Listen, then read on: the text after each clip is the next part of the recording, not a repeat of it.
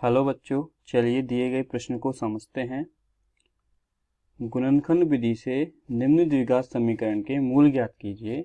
हमारा द्विघात समीकरण है 100x का वर्ग माइनस 20x प्लस 1 बराबर 0। चलिए प्रश्न की मुख्य अवधारणा समझते हैं।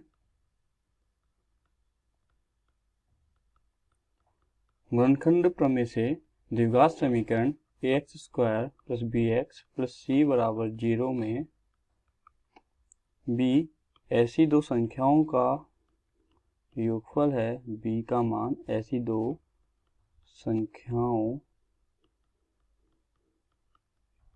का योगफल है जिनका गुणनफल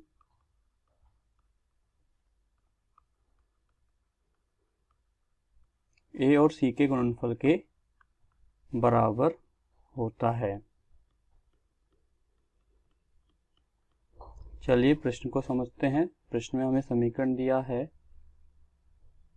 100x का वर्ग माइनस 20x प्लस 1 बराबर 0।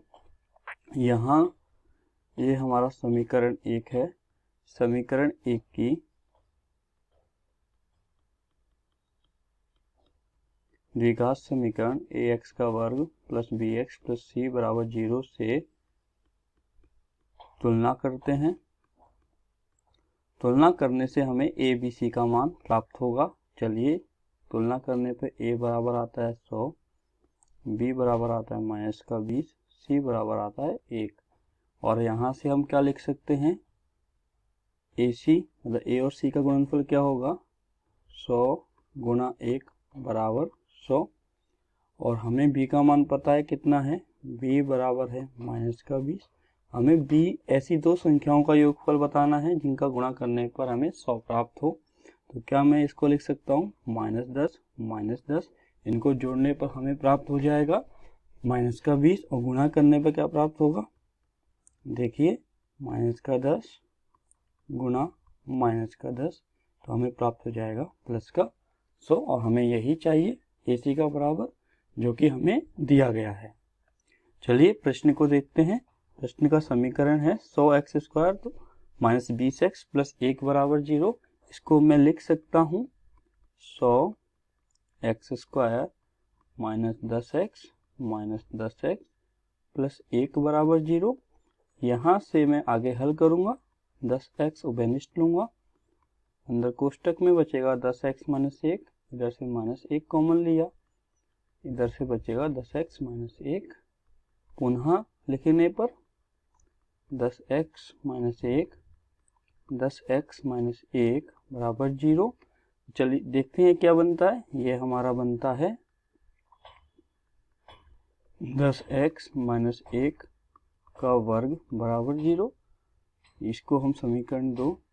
अब देखिए समीकरण 1 को आगे हल करने पर द्विघात समीकरण के दो हमें रैखिक समीकरण युग्म मिले हैं। और यदि प्रत्येक रैखिक समीकरण युग्म अर्थात दोनों को हम यदि किसी एक को एक बार 0 के बराबर करते हैं तो हमें x का मान प्राप्त होगा। तो देखते हैं हमें क्या प्राप्त होगा। हम लिखते हैं यदि का मतलब 10x माइनस 1 बराबर 0 हो तो x बराबर 1/10 आएगा। इसी प्रकार पुनः 10x माइनस 1 बराबर 0 हो तो x बराबर आएगा 1/10।